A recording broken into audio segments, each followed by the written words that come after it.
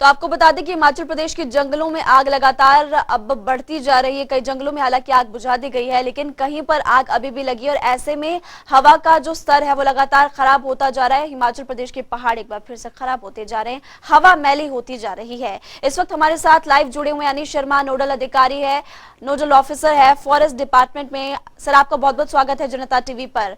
क्योंकि हिमाचल प्रदेश के अलग अलग जंगलों में आग लगातार लगती जा रही है। शिमला की बात की जाए तो तारादेवी के जंगलों में 85 घंटे बाद आग पर काबू पाया गया। इतनी देरी क्यों लगी, इसका कारण क्या है?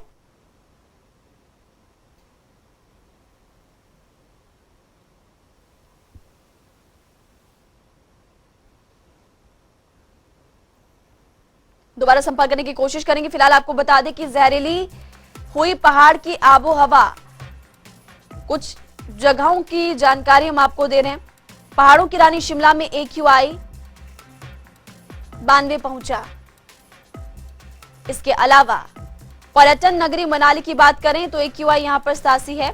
सबसे ज्यादा प्रदूषण अगर कहीं पर है तो BBN बद्दी बरोटीवाला नालागढ़ में है, क्योंकि औद्योगिक क्षेत्र है, यहां पर कई फैक्ट्रियां हैं और यही कारण है कि यहां पर प्रदूषण लगातार बढ़ता जा रहा है।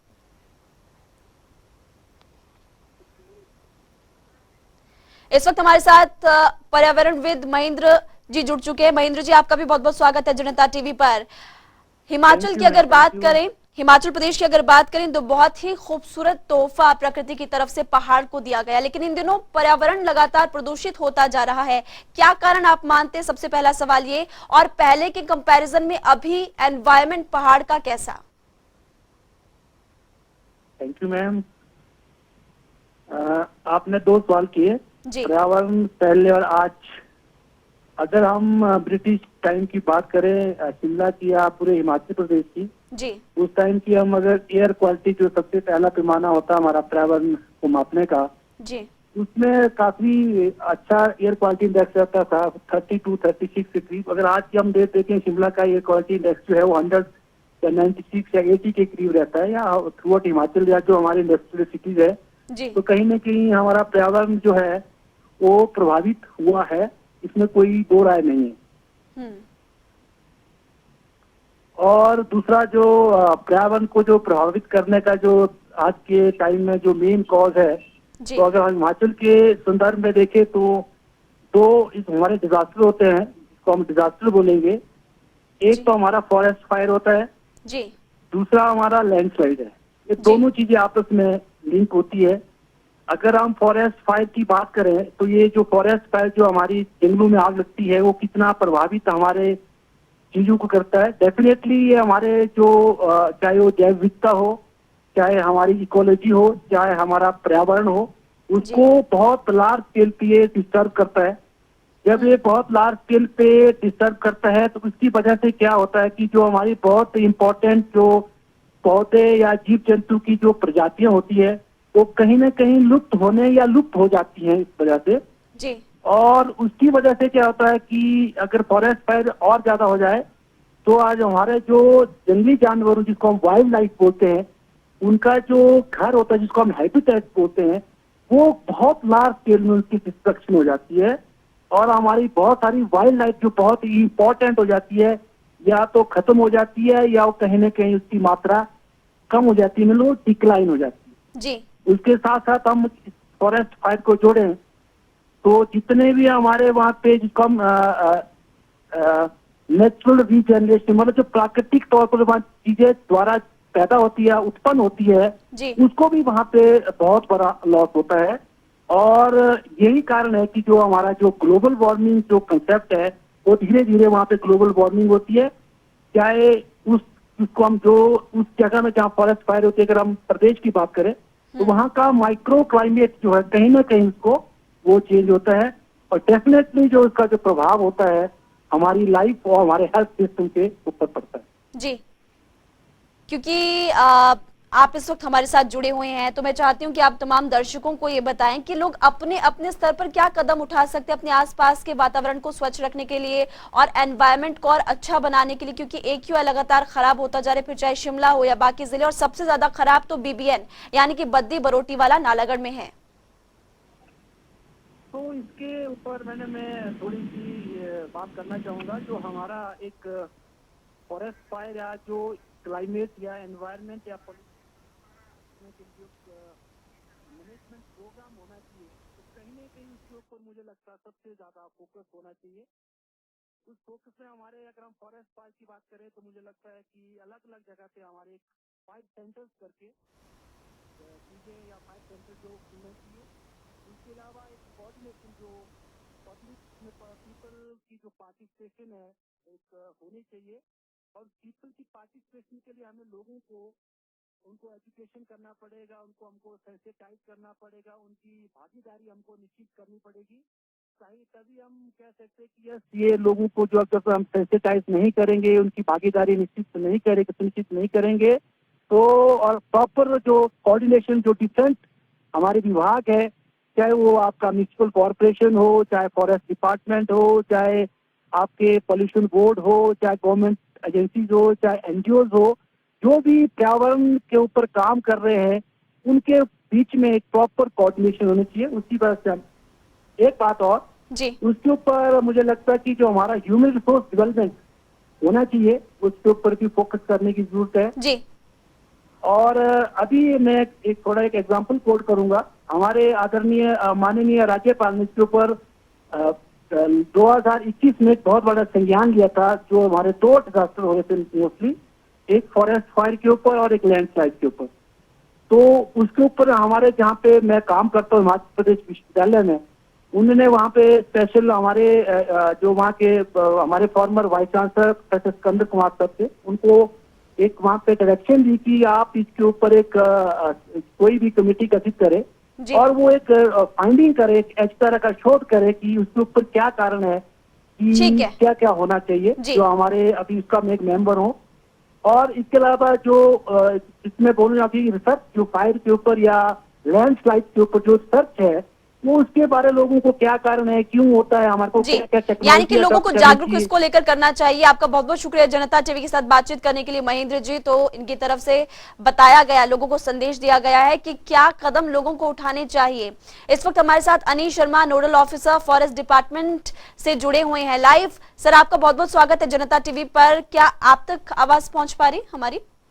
हाँ जी, आ रही है आपकी आवाज जी, शिमला की बात की जाए तो तारा देवी के जंगलों में 85 घंटे तक आग लगी और 85 घंटे बाद आग पर फाइनल काबू पाया गया। क्या कारण मानते हैं कि इतनी देर लग गई आग पर काबू पाने के लिए? और इसके अलावा अभी विभाग की तरफ से आगे के लिए क्या प्लान बनाए जा रहे, क्योंकि अलग अलग जिलों में आग की घटनाएं लगातार बढ़ती जा रही?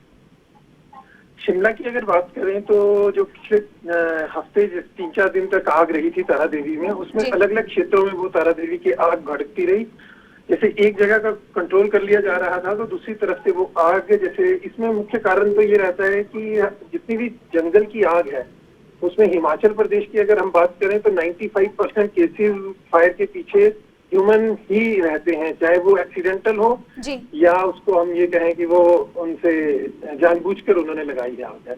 ओनली 5% केसेस फायर के, फॉरेस्ट फायर के ऐसे हैं जो इवन लेस देन 5% है जो नेचुरल तौर पर की गर्मी बढ़ने की वजह से आग को पकड़ लिया है, आग ने पकड़ लिया है जंगल को। जी। तो जो तारा देवी के बारे में हम बात कर रहे थे, तारा देवी में हमने ये 3-4 दिन में इसको कंट्रोल कर लिया था जी। और आने वाले अगर हम वक्त की बात करें तो इस समय फॉरेस्ट में जैसे हमारा 37,000, इसको हम कहें कि 2/3 of Himachal Pradesh forest area है और उसमें भी 4% जो फॉरेस्ट एरिया है, जो फॉरेस्ट का एरिया है, वो बहुत सेंसिटिव है। चील के जंगल जो खास करके हैं मिडिल हिमाचल में और लोअर हिमाचल में, शिमला की हाइट तक ये चील के जंगल है, बहुत सेंसिटिव रहते हैं। तो इन क्षेत्रों में आग की घटनाएं रहती हैं। तो यहाँ पर हमारी रैपिड फॉरेस्ट फायर टीम्स जो कि रेंज स्तर पर और वन मंडल अधिकारी के स्तर पर बना दी गई हैं और जैसे ही आग की सूचना मिलती है ये लोग तुरंत वहां जाते हैं। और जहां तक ये सूचना तंत्र को स्ट्रांग बनाने के लिए हमारे SMS सिस्टम इस समय चल रहा है। ये फॉरेस्ट सर्वे ऑफ इंडिया की वेबसाइट से हमारा लिंक है। सैटेलाइट के थ्रू जहां टेम्परेचर हाई होता है ये SMS हमें आते हैं कि इस पर्टिकुलर एरिया में आग लग गई है और बहुत से वॉलंटियर्स भी इसमें जोड़ दिए गए हैं। और अराउंड अगर हम बात करें तो 48,000 वॉलंटियर्स हिमाचल प्रदेश में इससे जुड़े हैं जिनको ये SMS जाते हैं। वो गांव के आसपास के लोग भी हो सकते हैं, वन विभाग के भी कार्य करने वाले हैं, उनके क्षेत्र के एरिया को इसके साथ मैप किया गया है जी। और इनकी भी मतलब जो लोग उसमें कार्य करना चाहें वो भी इसमें आते हैं आग बुझाने के लिए।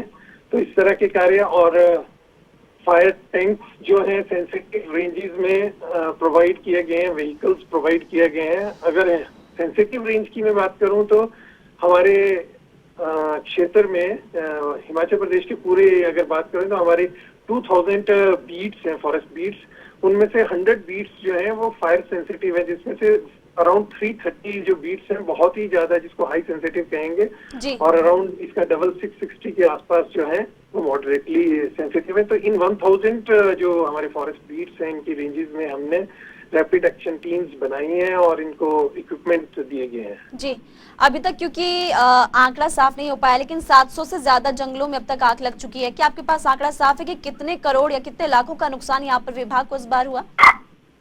जो कल तक का आंकड़ा है उसमें 850 के करीब वन अग्नि की घटनाएं प्रदेश भर में छोटी बड़ी हो चुकी हैं जी। और इसमें से मोस्टली जो है 24 घंटे के अंदर अंदर उन पर कंट्रोल कर लिया गया है।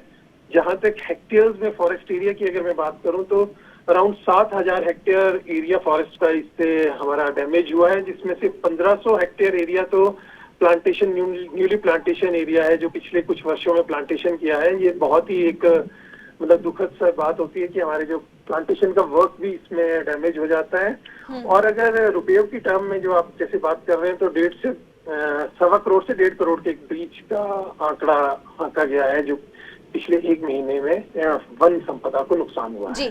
अनीश शर्मा जी, क्योंकि गर्मी की वजह से कम लेकिन कुछ शरारती तत्वों की वजह से जंगलों में आग ज्यादा फैल जाती है, विभाग की तरफ से क्या कार्रवाई उन लोगों पर की जा रही है जो कि इस तरह की हरकतें करते हैं?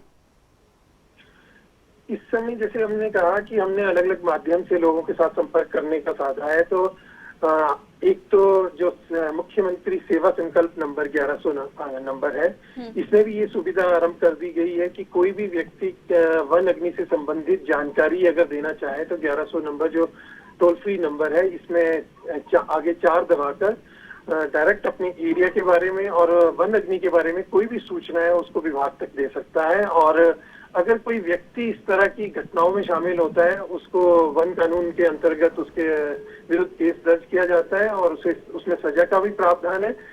और जहां तक मैं बात करूंगा पंचायत या युवक मंडल जो इस वन अग्नि की घटनाओं को रोकने के बारे में हमारे साथ कर देते हैं, उन्हें हर वर्ष पुरस्कार भी दिए जाते हैं जिसमें 1 लाख तक का अच्छे मतलब पंचायत जो इस क्षेत्र में कार्य करती है वन संपदा को बचाने के लिए खास करके फॉरेस्ट फायर से या कोई प्लांटेशन के वर्क भी करते हैं तो उन पंचायतों को भी 1 लाख तक का पुरस्कार जो फर्स्ट प्राइज है वो दिया जाता है। इसके अतिरिक्त सेकंड और थर्ड 2 और पुरस्कार है। और जहां तक कि अगर कोई पंचायत या कोई लोग वन अग्नि को नहीं बचाते हैं तो हमारे हिमाचल प्रदेश में फॉरेस्ट राइट्स हैं कि वनों से उनको टीडी मिलती है, वनों से और भी अन्य जो कलेक्शंस है जड़ी बूटियों की कलेक्शंस के राइट हैं। अगर वो कोई पंचायत के लोग या कुछ आसपास के लोग वन अग्नि के संबंध में वन विभाग को सहायता नहीं करते हैं और उल्टा उसमें नुकसान पहुंचाने की कोशिश करते हैं तो उन क्षेत्रों में ये अधिकार भी सस्पेंड किए जा सकते हैं। जी, आपका बहुत बहुत शुक्रिया जनता टीवी के साथ बातचीत करने के लिए। आपने बहुत ही विस्तार से बताया कि क्या अब तक हो चुका है, कितने जंगलों पर आग लगी, कितनों पर काबू पाया गया और अब तक करीब 1 करोड़ से ज्यादा रुपयों का नुकसान हो चुका है वन विभाग को और वन संपदा को भी करोड़ों का नुकसान इस आगजनी की घटना से हो चुका है।